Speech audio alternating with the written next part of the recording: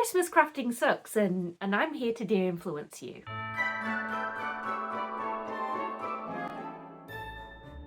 So don't get me wrong, there are so many reasons why making your own Christmas gifts is such a lovely, heartfelt, warming, wonderful thing. You get to show your utmost appreciation for the people you love and care about by making something that's personalised and profound and purely for them. And you get to explore your creativity in a way that benefits other people, and you get to show off just how freaking talented you are. And all of these are amazing things and amazing reasons. But as someone who literally is creative as a job, as someone who has been crafting Christmas gifts for multiple decades now, Christmas is not the time to do it. And if you don't believe me, watch this video. If I don't have you convinced by the end of it, you can have your money back. So the first checkpoint I gotta cross off my list is who has the time? I am not kidding, December seems like the busiest month of the year, and if you resonated with that statement, you know exactly what I'm talking about, and if you didn't, please tell me your secrets. Please tell me your secrets. There's a lot pressing on us at this time of year, and who needs the added stress of, making Christmas presents from scratch and ordering the materials and planning everything and, sorting out a schedule and setting out a time where you can actually be free and you don't have any other obligations. You can say, yes, I have a whole solid afternoon of sewing. Insane how much people want to spend time together in December, which is great. Don't get me wrong. However, it doesn't leave me much crafting time. And what you don't want to be doing is worrying about when you're out with friends or you're at an event or you're at whatever there is to do at this time of year, you're like, oh, but I've still got to, line this jacket that I made for my gran, or, this stocking is not stocked enough. Enjoy yourself. Live in the moment. This season is for living it and experiencing it. And if you have too much on your plate that you can't appreciate the time you're spending with the people that you love, that's not the point. They love you and they want to be with you. They want your time. They don't want your skills.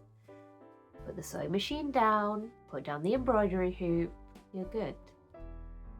Spend some time with the people you love. Our second point is actually, how skilled are you, and how skilled are you compared to how skilled you think you are? This is a self-report, if nothing else. I cringe to think of the gifts that I have given in the past that I thought were absolutely on fire, like smoking hot. And I look back now and I think, oh wow, I literally wrapped this piece of turd up in lovely gift wrap and presented it to the people I love. And what? Oh gosh.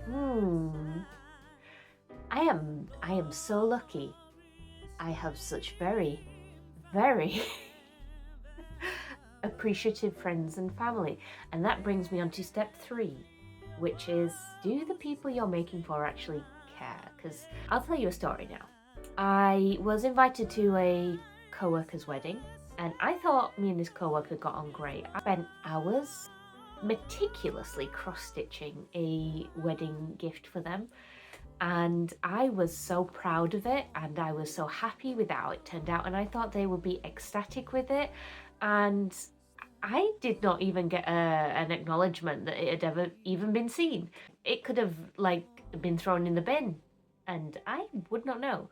And that kind of crushed me in a way that I wasn't expecting.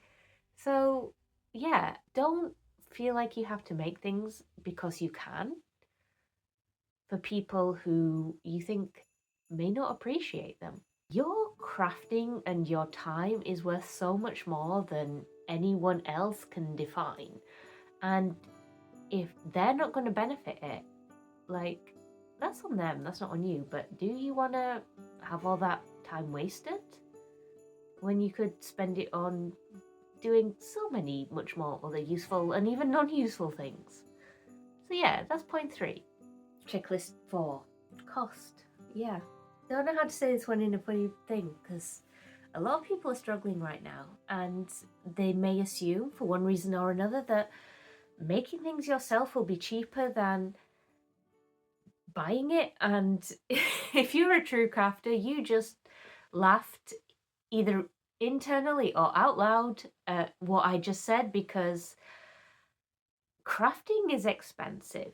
And I think non-crafters don't realize how much things cost. I think they assume because you're making it yourself, you don't have to pay for labor, you don't have to pay for power or expertise or anything like that, that making things yourself is a lot cheaper. But what they're not appreciating is economy of scale. So we can't buy in bulk.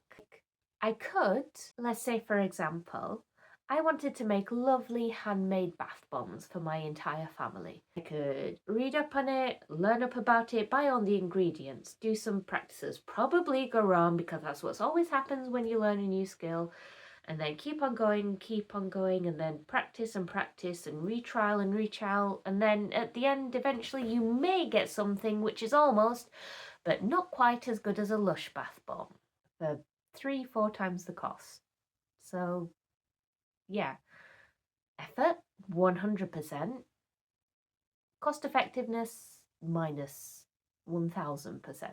Sometimes it's easier to just think like, yeah, I could pick this up for cheaper, and in which case, like, do it. We're all struggling. There is no judgment from me, especially at this time of year when there's so many other financial considerations to think about.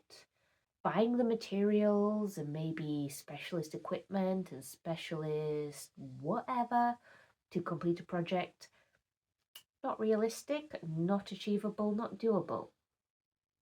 Store-bought is fine. They can get over themselves if they think otherwise. Number 5, or maybe number 4, I've not been counting. I'll be honest, I've not been counting. So 5 or 4, I'll probably edit.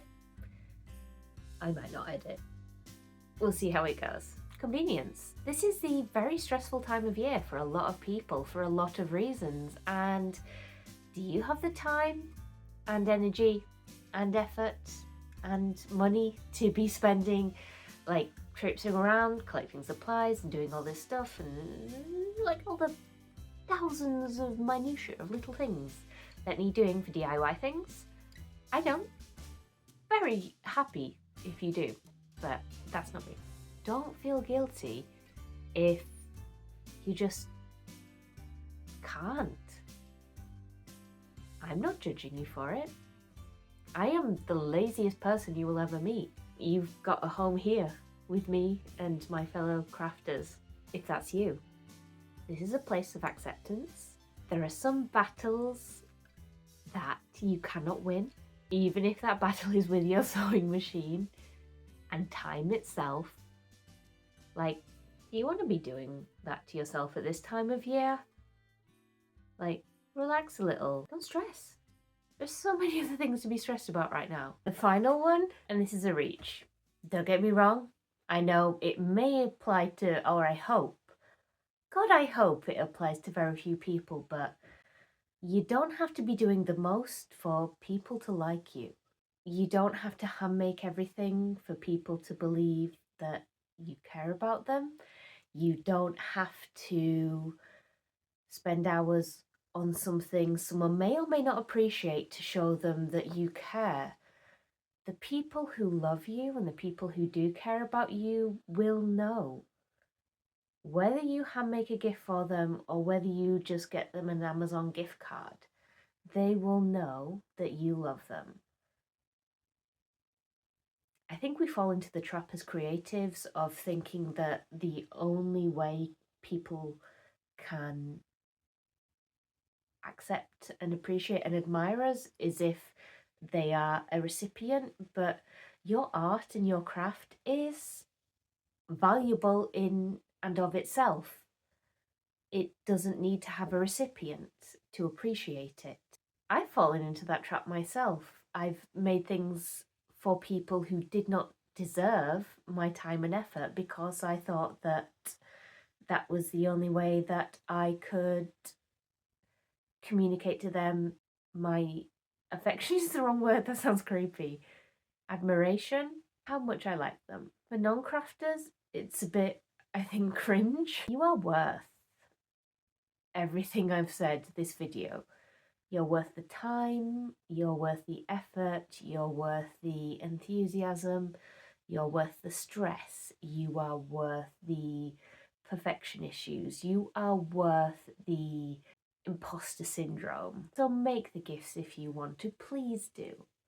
In fact, hypocritically, I'm making a lot of gifts myself this year. Keep watching if you want to see what mad things I create for the mad people that I know. As I said at the start of the video, there's so many good reasons to make gifts for the people that you care about. There are a lot of good reasons why you shouldn't. And I guess this was just a video to say, don't feel guilty if you, as a crafter, don't feel that you can do this right now. You'll get it. So despite the fact that I spent the last, 10-15 minutes talking to you about why you shouldn't give gifts that you've made yourself and you shouldn't aim to make gifts you've made yourself, I am truly in the camp of DIY gifts are great. But all I've seen on videos suggested to me to my YouTube is 50 gifts that you should make your friends. And yeah, here are some last minute gifts. There's a month away. How last minute can it be if we've got over a month? And I'm going to post a video on Christmas Eve saying last minute gifts, and that's how you'll know it's last minute. You are worth more than your time and your effort. The people who love you and care about you will know that regardless of whether you make them a gift or not. We're worth more than that. Whatever way you choose, if you're making gifts, if you're not, stick around. I'd love to see you next time. But if not, have a happy holidays and yeah, hopefully see you around. Bye.